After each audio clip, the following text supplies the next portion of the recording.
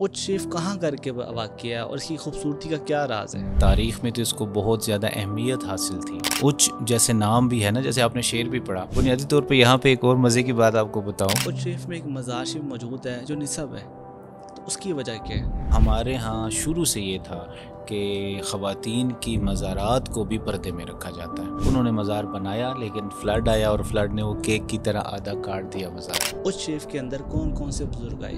اچ شریف میں سب سے پہلے جو اہم ترین جس وجہ سے شہرت ہے وہ حضرت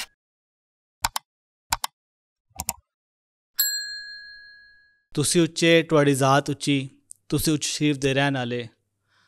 اسی قصوری ساڑی ذات قصوری، اسی شہر قصور دے رہن والے. برصغیر پاک و ہند کے اندر اچ شریف کو مذہبی اعتبار سے، روحانی اعتبار سے بہت زیادہ مقبولیت حاصل ہے. اس مقبولیت کی کیا وجہ ہے، اس کو جاننے کے لیے آج ہم نے جن کو مدعو کیا ہے وہ کسی تعریف کے محتاج نہیں. وہ خود سید فیملی سے ہیں، سادات میں سے ہیں. اور بہت بڑی جو بات ہے وہ یہ ہے کہ انہوں نے فرسٹ ٹائم سب سے زیادہ تصنیفات بھی اچ شریف کے اوپر لکھی ہیں، ان کے بزرگوں پہ لکھی ہیں. جلال الدین سرخ پوش کے اوپر لکھی ہیں. اور سب سے خوبصورت بات یہ ہے کہ وہ جلال الدین سرخ پوش کی اولاد سے ہیں. جناب سید کامران علی صاحب، سر کیسے ہیں آپ؟ شکر الحمدللہ، بہت سر شکریہ. اچ شریف کہاں کر کے واقع ہے اور اس کی خوبصورتی کا کیا راز ہے؟ اچ شریف بہاولپور کا ایک مشہور ضلع ہے اور تاریخ میں تو اس کو بہت زیادہ اہمیت حاصل تھی. اور اچ جیسے نام بھی ہے نا، جیسے آپ نے شعر بھی پڑھا. بنیادی طور پہ یہاں پہ ایک اور مزے کی بات آپ کو بتاؤں کہ یہ شعر ایسا نہیں ہے کہ مخدوم جہانیہ کریم یا جلال الدین سرپوش بخاری کی جو ہے تو حضرت بابا بلے شاہ رحمۃ اللہ تعالیٰ علیہ سے ملاقات ہوئی ہے. سینکڑوں سال کا گیپ ہے ان میں. اچھا، تو یہ انہوں نے ان کے مزار پہ جا کے اپنی عاجزی پیش کی تھی اچھا، ماشاء کہ اللہ. آپ اونچے ہیں، آپ کی ذات بھی اونچی ہے اور میں ایک عاجز آپ کے دربار پہ حاضر ہوا ہوں. حالانکہ وہ خود گیلانی سید ہیں. تو یہ دس واز لائک دیٹ. وہ جو سٹوریز لوگوں نے خواہ خواہ چرسیوں نے مشہور کر دی ہیں تو وہ کچھ اور ہیں، ان کے آپس میں کوئی ٹائم فریم ٹائم لائن ملتی ہی نہیں ہے. اچھا، جی، تو یہ یہ تو ہے. اچ شریف بنیادی طور پہ ایک مشہور علاقہ تھا. یہاں پہ اس حد تک کہ جو ایک تاریخی مسجد ملتی ہے، مسجد حاجات، جو کہ کہتے ہیں بہت تاریخی ہے. جب مسلمان یہاں پہ آئے، مطلب محمد بن قاسم سے بھی بہت پہلے، تو یہاں پہ یہ مساجد تعمیر ہوئی. تو ایک مرکزی جگہ تھی اچ شریف. بنیادی طور پہ جو دو رانیاں تھیں، بہنیں تھیں، اچا رانی اور سیتا رانی، یہ ان کے نام پہ یہ دو ہیں. جیسے سیت پور جو ہے سیتا رانی کے نام سے، اچ شریف جو ہے تو اچا رانی کے نام پہ تھا. تو یہ مشہور علاقے تھے. ایک بادشاہ وقت کے بچوں کے نام پہ یہ ریجنز مشہور تھے. اچھا، اچ شریف میں ایک مزار شریف موجود ہے جو نصب ہے، تو اس کی وجہ کیا ہے؟ ہاں، وہ نصف اس وجہ سے ہے کہ وہ مزار بنیادی طور پہ ہمارے ہاں اگر آپ بخاری سادات کے مزارات یا ان کی ہسٹوریکل پلیسز وزٹ کریں تو آپ کو خواتین کے مزار نظر نہیں آئیں گے. اگر ہوں گے بھی تو پردے میں ہوں گے، باقاعدہ الگ سے روم ہوگا جس میں صرف خواتین کی قبریں ہوں گی. اچھا، تو ہمارے ہاں شروع سے یہ تھا کہ خواتین کی مزارات کو بھی پردے میں رکھا جاتا ہے.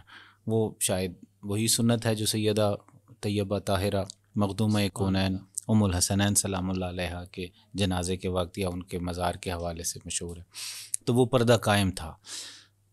تو جب یہ حضرت کی جو پوتی ہیں ان کا وصال ہوا تو ان کے جو نانا ابو تھے وہ بادشاہ تھے. انہوں نے کہا میں مزار بناؤں گا اپنی بچے کا. تو ہمارے خاندان میں تو روایت نہیں تھی. انہوں نے مزار بنایا لیکن فلڈ آیا اور فلڈ نے وہ کیک کی طرح آدھا کاٹ دیا مزار. تو جو سیدہ ہیں ان کے تابوت سامنے آ گیا، انہوں نے اٹھا کے زنان خانہ میں واپس رکھوا دیا. لیکن وہ بہت زیادہ، یار خود اس بات سے اندازہ لگائیں کہ 700 سال پرانا، 650 700 سال پرانا وہ ٹامب ہے اور اس پہ جو سیرامک کی ٹائل لگی ہوئی ہے، اتنے سینکڑوں سال گزرنے کے بعد نہ اس کا رنگ خراب ہوا، نہ اس کو کسی دھوپ نے خراب کیا، نہ کسی چیز نے. بلکہ آپ کو یاد ہوگا کہ جمائمہ خان جو عمران خان کی پہلی بیوی تھی، ان پہ ایک کیس بنا تھا پاکستان میں کہ یار ان کے بیگ میں کوئی پاکستان کی تاریخی ٹائلیں نکلی ہیں. تو وہ ٹائلیں اچ شریف والی تھیں. یعنی جو ان پہ کیس بنا تھا وہ سچا تھا یا جھوٹا تھا، آئی ڈونٹ نو. لیکن وہ جو ٹائلز تھیں وہ یہ تھیں. ابھی بھی ان ٹائلوں کی بہت زیادہ ہسٹوریکل ویلیو ہے. اسی وجہ سے ورلڈ ہیریٹیج ڈپارٹمنٹ نے جو ہے تو اس کو ریزرو اس میں رکھا ہوا ہے، اور جو ہمارے محکمہ یہ ہے آثار قدیمہ، تو آثار قدیمہ نے اس پہ بہت ہیوج انویسٹمنٹ کی ہے ابھی اس کی ریہیبلیٹیشن پہ۔ اس شریف کے اندر کون کون سے بزرگ آئے؟ دیکھیں اچ شریف میں سب سے پہلے جو اہم ترین جس وجہ سے شہرت ہے وہ حضرت جلال الدین سرخ پوش بخاری۔ اچھا، آپ جب جیسے میں نے پہلے عرض کیا کہ جلال الدین سرخ پوش بخاری، حضرت بہاؤالدین ذکریہ ملتانی، حضرت بابا فرید گنج شکر اور لال شہباز قلندر، یہ چہار یار مشہور ہیں تاریخ اسلام میں۔ تو اخبار الاخیار میں بھی حضرت شاہ عبد الحق محدث دہلوی رحمۃ اللہ علیہ نے ان چاروں کے بارے میں ذکر کیا کہ یہ چاروں نے دین کی تبلیغ کے لیے مل کے اسٹریٹجیز بنائی تھی اور کام کیا تھا، ایک ہی وقت تھا، یس یہ سارا ٹائم ایک ہے۔ تو حضرت بہاؤالدین ذکریہ ملتانی رحمۃ اللہ علیہ نے جو یونیورسٹی بنائی ملتان میں، اس کے ڈین جلال الدین سرخ پوش بخاری تھے، اور جو باقی دو شخصیات ہیں بابا فرید گنج شکر رحمۃ اللہ علیہ اور لال شہباز قلندر، وہ تبلیغی مشن کو جو ہے تو اوور سی کرتے تھے۔ یہ دو شخصیات نے یہاں بیٹھ کے کام کیا، اور جیسے پہلے بھی بتایا کہ 52 لینگویجز علماء کو اور مشائخ کو سکھائی جاتی تھی کہ آپ نے کس طریقے سے مطلب آگے جا کے دین کی ایک سفیر کی حیثیت سے ریپرزینٹ کیا، مطلب آپ نے کس طریقے سے دین کے ایک سفیر کی حیثیت سے ریپرزینٹ کرنا ہے مذہب محمد رسول اللہ صلی اللہ علیہ وسلم کو۔ تو وہ بڑا ایک ٹف معاملہ ہوتا ہے کہ جب آپ کی اخلاقی تربیت ہونے کے بعد آپ کو پھر جج کیا جائے، آپ کو چیک کیا جائے۔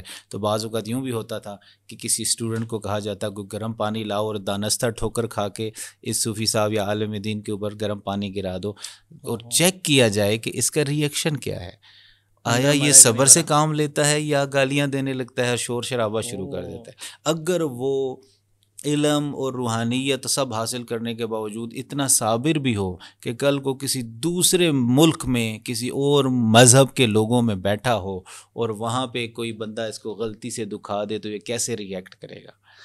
کیا یہ اپنے ایموشنز کو، اپنے ری ایکشنز کو کنٹرول کر سکتا ہے؟ کیا یہ دین محمدی کا صحیح سفیر بن کے وہاں پہ ریپرزنٹیٹیو بن کے دین کو لے کے چل سکتا ہے؟ تو یہ ایک وہ تھا۔ تو اچ شریف بنیادی طور پہ سب سے پہلے یہ لوگ آئے ملتان میں، اور رہائش جلال الدین سرخ پوش بخاری نے اچ میں رکھی۔ اچھا، اور اس میں بھی اگر میں آپ کو ایک اور بات بتاؤں کہ آپ کے آنے سے پہلے نبی محتشم علیہ وآلہ آلہ الصلاۃ والتسلیمات نے آپ کی سکونت کا بندوبست کیا۔ یہاں پہ سندھ کے علاقے میں ایک بہت بڑا خاندان جو کہ آلریڈی وہاں پہ حکومت کر رہا تھا، وہ حضرت سید شاہ شجاع کی اولاد میں حضرت صدر الدین خطیب رحمۃ اللہ تعالیٰ علیہ، حضرت بدر الدین باکری رحمۃ اللہ علیہ پوری اسٹیٹ کے مالک تھے۔ انہوں نے باقاعدہ فتح کیا اور وہ وہاں پہ ایز اے کنگ بیٹھے ہوئے تھے۔ بدر الدین باکری کو خواب میں رسول اللہ نے حکم دیا کہ میرا یہ بیٹا آ رہا ہے اور اپنی بیٹی کا نکاح اس سے کرو۔ تو آپ جب وہاں پہ تشریف لے گئے، پہنچے، انہوں نے فوراً رسول اللہ کے حکم پہ اپنی بیٹی کا عقد آپ سے کیا۔ اور یہ دیکھیں کہ باقی لوگوں کو راز تو نہیں بتانا تھا کہ کیا پیچھے چل رہا ہے، تو خاندان کے لوگوں نے اعتراض کیا بدر الدین باکری پہ کہ یار ہم نواب ہیں، ہم یہاں کے کنگ ہیں، بادشاہ ہیں، اور تم ایک مسافر کو اپنی بیٹی اس طرح سے دو گے۔ تو آپ نے اس کو جواب نہیں دیا، بلکہ خود بھی اپنی سلطنت کو چھوڑ کے جلال الدین سرخ پوش بخاری کے ساتھ اور اپنی دیگر بچوں کو ساتھ لے کے سفر اختیار کیا، اور اچ شریف میں آ کے انہوں نے اپنے ریزیڈنس قائم کی۔ آپ ملتان جاتے تھے، وہاں دین کی خدمت کے لیے مدرسہ یونیورسٹی کو دیکھتے تھے، اور ملتان سے پھر رہائش کے طور پہ اپنے بیوی بچوں کے پاس یہاں آتے۔ جلال الدین سرخ پوش بخاری کے جب پہلے بیٹے کی پیدائش ہوئی، حضرت صدر الدین رحمۃ اللہ تعالیٰ علیہ، جو بڑے صاحبزادے ہیں صدر الدین محمد، تو جن کا اصل نام شاہ محمد غوث انصاب میں لکھا جاتا ہے، تو صدر الدین محمد غوث صاحب کا نام ہے، بڑے صاحبزادے۔ ان کی پیدائش ہوئی تو ساتھ ہی ان کی والدہ یعنی جلال الدین سرخ پوش بخاری کی زوجہ کا انتقال ہو گیا۔ تو بدر الدین باکری رحمۃ اللہ علیہ نے پھر اپنی دوسری بیٹی آپ کے عقد میں دی۔ یہ جو ہمارا خاندان آگے پھیلا ہے، تو پھر دوسری جو زوجہ تھیں ان کے بطن سے اللہ تبارک و تعالیٰ نے سیدی سلطان احمد کبیر رحمۃ اللہ تعالیٰ علیہ کو جو ہے تو وہ دیا، جنم دیا، وہ اس دنیا میں تشریف لائے، اور ان کو کتنی شہرت ملی کہ آج بھی آپ نے دیکھا ہوگا کہ اکثر یہ سپیرے جو مندرا پڑھتے ہیں تو ان کا نام لیتے ہیں، سید سلطان احمد کبیر کے نام کا وہ کڑا پڑھتے ہیں حفاظت کے لیے بھی، اور سانپوں کے آگے جب ان کا نام لے لیا جاتا ہے سانپ ان کو ڈستا نہیں ہے۔ آپ کو سرخ پوش کیوں کہتے ہیں؟ جلال الدین سرخ پوش بخاری کو سرخ پوش کا بڑا اچھا آپ نے سوال کیا۔ بیسیکلی آپ اپنے لباس میں نا کچھ سرخ رنگ رکھتے تھے، جیسے اب میں نے اپنے ٹوپی میں سرخ رنگ رکھا ہوا ہے، تو کبھی ٹوپی سرخ رنگ کی ہوتی، کبھی رومال سرخ رنگ کا ہوتا، کبھی آپ کا جو خرقہ ہے وہ سرخ رنگ کا ہوتا، لباس میں کوئی سرخ رنگ وہ حضرت امام حسین علیہ السلام کی جو نسبت سے لازمی اپنے ساتھ رکھتے تھے۔ تو حضرت امام حسین علیہ السلام کی نسبت سے، کیونکہ وہ بھی دو وجوہات ہیں، ایک وجہ تو یہ کہ آپ حسینی سید ہیں، آپ کا شجرہ نسب جو ہے نا تو وہ حضرت امام حسین علیہ السلام سے جا کے امام علی نقی اور پھر 10 ائمہ اطہار سے ہوتا ہوا امام حسین سے ملتا ہے۔ دوسرا جو سب سے اہم بات ہے وہ یہ کہ حسینی سلسلہ جو تصوف اور روحانیت کا خاندان سے ہوتا ہوا، اولاد رسول سے ہوتا ہوا سلسلہ جو سب کانٹیننٹ میں پہنچا، اس کی واحد لڑی جلال الدین سرخپوش بخاری کے ذریعے سے ہم تک پہنچی ہے، حسینی سلسلے کی، سروردی سلسلے کے ساتھ ساتھ حسینی کی جو میں بات کر رہا ہوں۔ وہ اخبار الاخیار آپ دیکھ لیں، دیگر بڑے بڑے اکابر صوفیاء نے باقاعدہ اس سلسلے کا ذکر کیا ہے اپنی کتاب۔ اچھا، آپ بھی بخاری ہیں؟ جی الحمدللہ، میں نقوی بخاری سید ہوں، اور اسی خانوادے سے ہمارا بھی تعلق ہے۔ جلال الدین سرخپوش بخاری، پھر ان کے بیٹے سیدی سلطان احمد کبیر، پھر ان کے بیٹے حضرت جلال الدین حسین مخدوم جہانیہ جہاں گش رحمۃ اللہ تعالیٰ علیہ، پھر اسی طریقے سے آگے چلے۔ جب بات ہوتی ہے کسی بزرگ کی تو کرامات کی بات کی جاتی ہے، تو کچھ سرکاری کرامات ہی بتائیں۔ سبحان اللہ، دیکھیں خوارق کے عادات جو ہے نا ان کا اظہار ہونا اللہ کے نیک بندوں سے یہ ایک حقیقت ہے، گو کہ کرامت کہتے اسے ہی ہیں کہ جو آپ کی عام انسان کی عقل میں وہ بات نہ آ سکے۔ اور جلال الدین سرخپوش بخاری چونکہ مادرزاد ولی تھے، آپ کی کرامات بچپن سے ہی ان کا اظہار ہونا شروع ہو گیا تھا۔ سب سے پہلے تو 4 سال کی عمر میں جب پہلی دفعہ آپ نے کسی جنازے کو گزرتے دیکھا، آپ نے دیکھا کہ بہت سارے لوگ ہیں ایک چارپائی پہ کسی میت کو اٹھائے جا رہے ہیں، اور آپ جو ہے تو ظاہر ہے سیدی حضرت علی المؤید کے صاحبزادے جو بادشاہ وقت کے داماد بھی ہیں، خود بھی وہاں پہ سلطان کی حیثیت سے ہیں، تو سارے لوگ ادب بھی کرتے۔ تو جنازہ جا رہا تھا تو آپ نے، بچہ تھا 4 سال کا بچہ، انہوں نے پوچھا یہ کیا ہو رہا ہے؟ تو انہوں نے کہا جی ایک بندہ ہے جو فوت ہو گیا۔ تو کہتے ہیں فوت ہو گیا تو کیا کرنا ہے؟ انہوں نے کہا جی جب انسان فوت ہو جاتا ہے تو اس کو قبر کھودتے ہیں اور مٹی میں ڈال کے، اس پہ مٹی ڈال کے اس کی قبر بنائی جاتی ہے، اس کا جنازہ پڑھا جاتا ہے۔ تو انہوں نے کہا اچھا اس کو مٹی میں ڈال دیں گے؟ انہوں نے کہا ہاں۔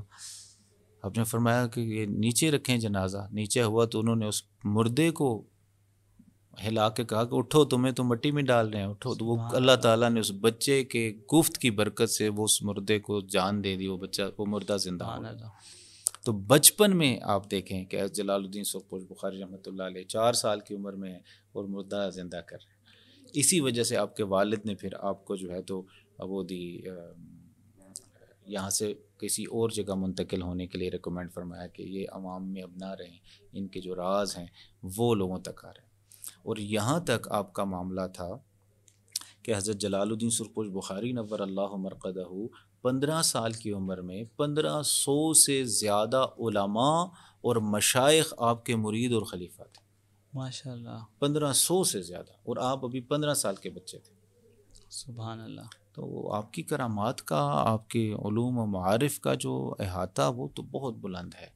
اور دیکھا جائے نا کہ یہ اونچ شریف آئے کیوں پاکستان، یعنی بخارا سے، بہت بڑا سوال ہو سکتا ہے کہ بخارا سے اٹھ کے یہاں پہ آنا یہ کیوں؟ تو جتنا ہم نے تحقیق کی اور اس پہ غور کیا تو بنیادی طور پہ انہوں نے شاید نگاہ ولایت سے دیکھ لیا تھا کہ منگولوں نے تمام مسلمانوں کی سلطنتوں کے خلاف یلغار کر دی ہے، اور ایک ایک کر کے انہوں نے ساری حکومتیں مسلمانوں کی جتنی بھی ہیں ان کو تہس نہس کرنا۔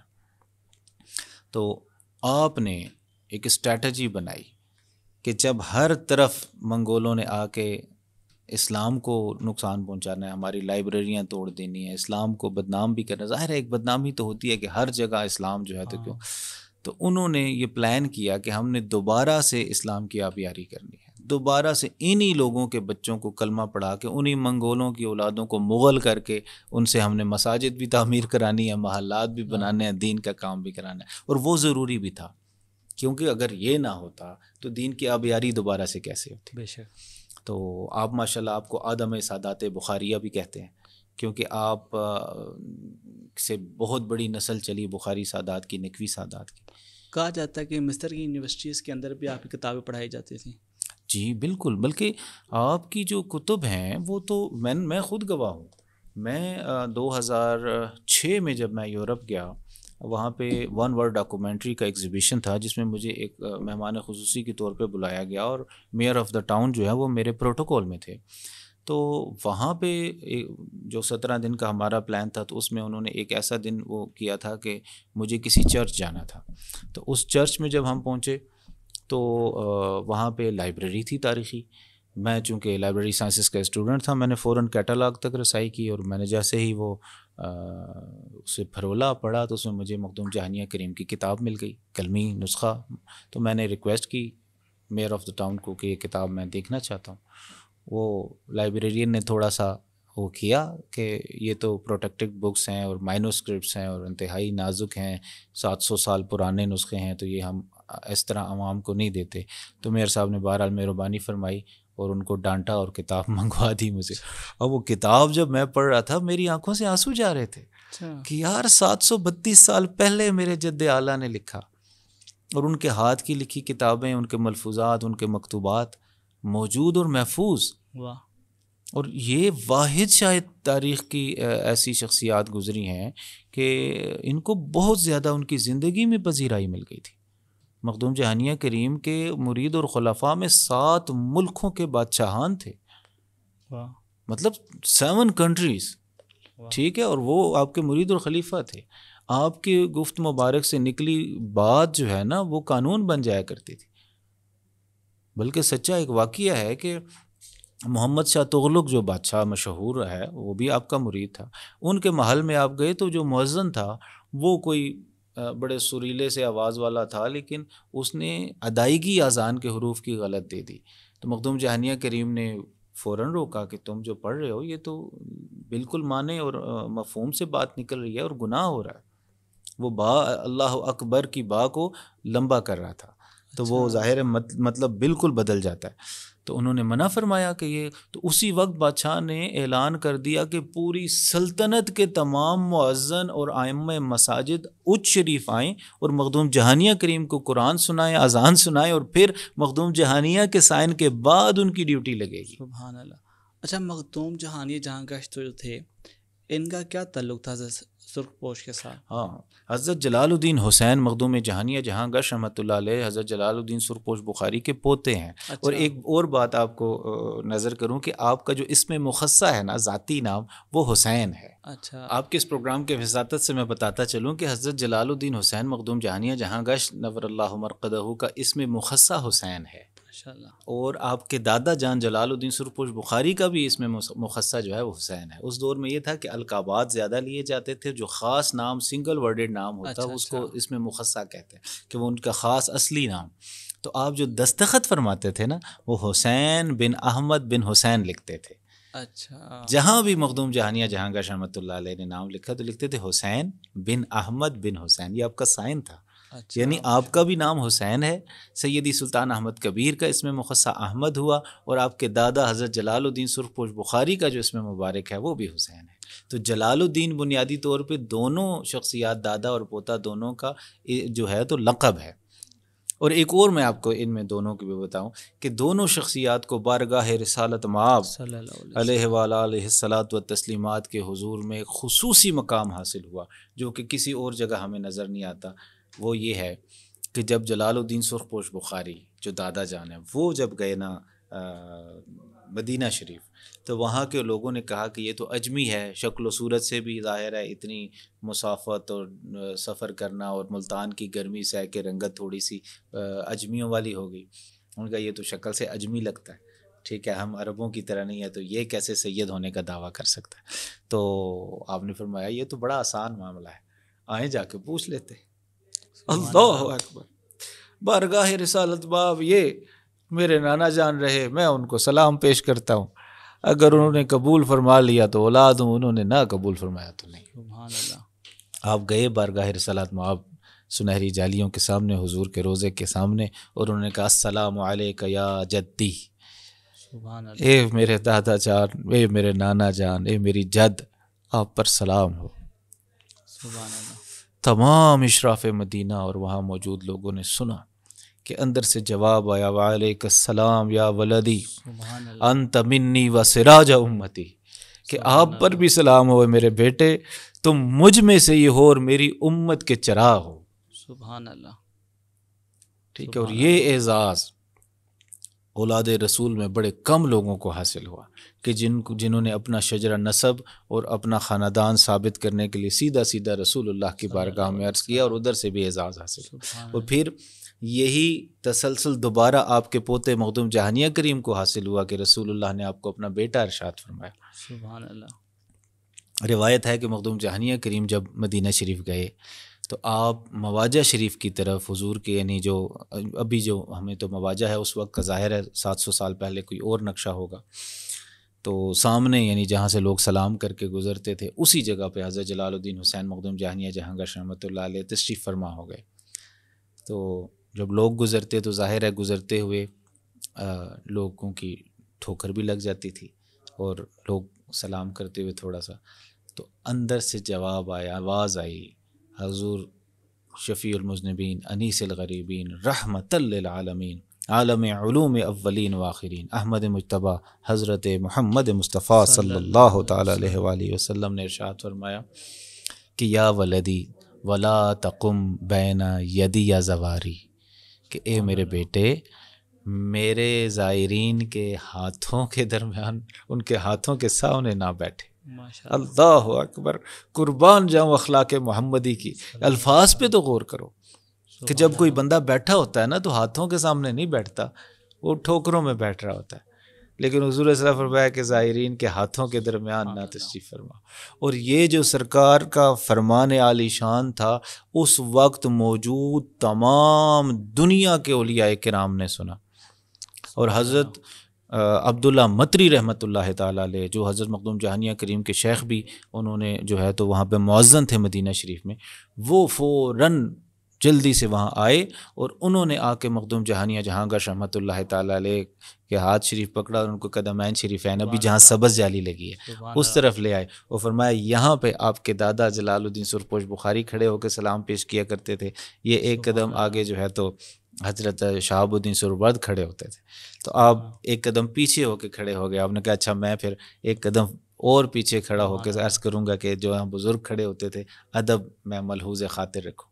اس بات سے عبداللہ مدری رحمۃ اللہ علیہ بڑے متاثر ہوئے، انہوں نے گلے لگایا اور آپ کو فرمایا کہ آپ یہیں پہ معتکف ہو جائیں تاکہ آپ کو تمام علوم اور وہ چیزیں، تو مخدوم جہانیہ کریم فرماتے ہیں میں وہاں 7 سال معتکف رہا، سبحان اللہ، اور ہر روز میرے لیے خود عبداللہ مدری رحمۃ اللہ علیہ قرص لاتے، یعنی مدینہ شریف کی خاص روٹی ہوتی ہے شاید سفید رنگ کی، اس میں پنیر شامل ہوتا ہے، اور خود اپنے ہاتھ سے کہوا لے کے آتے میرے لیے سحری کے وقت، کیونکہ آپ روزہ رکھتے تھے۔ تو میں نے ایک دن عرض کیا کہ حضور آپ کے تو بڑے وہ ہیں خادم ہیں، آپ کے ملازمین ہیں، تو آپ کسی کے ہاتھ بھجوا دیا کریں، سحری اندھیرے میں آپ کیوں خود زحمت کرتے ہیں؟ تو کہتے ہیں عبداللہ مدری رحمۃ اللہ علیہ نے فرمایا میں نے سنا تھا جب محمد الرسول اللہ نے تمہیں اپنا بیٹا کہہ کے پکارا، تو وہ حضور علیہ السلام کے بیٹے کے لیے خود خدمت کرنا جو ہے تو اعزاز سمجھو۔ وہ شیخ بھی ہیں، وہ استاد بھی ہیں، مخدوم جہانیہ کریم نے تمام صحاح کی کتابیں دوبارہ ان سے پڑھی ہیں، سبحان اللہ، اور وہ بھی جو ہے تو خود سے خدمت کرنا اعزاز سمجھتے ہیں کہ رسول اللہ نے ان کو بیٹا پکارا۔ تو جہاں گشت کہا جاتا ہے آپ کو؟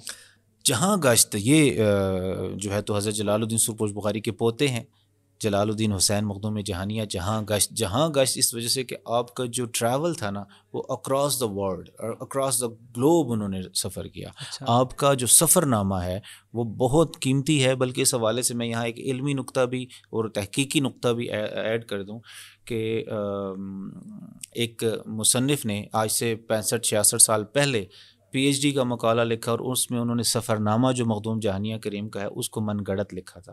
تو اس پہ میں نے ریسرچ کی اور دنیا کے نایاب ترین جگہوں سے 5 سے 6 نسخے سفر نامے کے اکٹھے کیے اور اس پہ ریسرچ کی کہ انہوں نے جو جلد بازی میں یہ کہوں گا یہ لکھ دیا کہ وہ سفر نامہ، اور وجوہات بھی عجیب و غریب تھی کہ انہوں نے کہا یار ابن بطوطہ نے فلاں شہر کی اتنی آبادی لکھی ہے تو مخدوم جہانیہ نے اس کی تعداد کم لکھ دی. تو بھائی وہ اللہ کے ولی وہاں پہ کوئی سینسس رپورٹ بنانے نہیں گئے تھے، بندے گننے نہیں گئے تھے. تو چھوٹی چھوٹی باتوں پہ انہوں نے جلد بازی کر لی.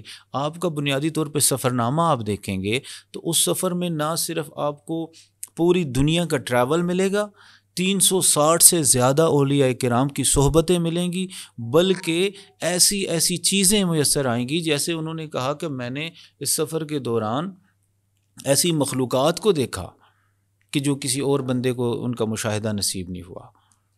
مثلا آپ کہتے ہیں میں ایسی مخلوق کے پاس سے بھی گزرا کہ جن کے کان اتنے لمبے تھے کہ وہ ایک کان ان کا نیچے اور دوسرا کان اوپر وہ اپنے بچھا سکتے تھے. ایک ایسی گائے میں نے دیکھی کہ جو 7 دن خاموشی اختیار کرتی اور ایک خاص ورد کرتی اور اس کے منہ سے ایک سبز رنگ کا گولا نکلتا اور وہ سبز گولا پوری وادی کو معطر کر دیتا تھا.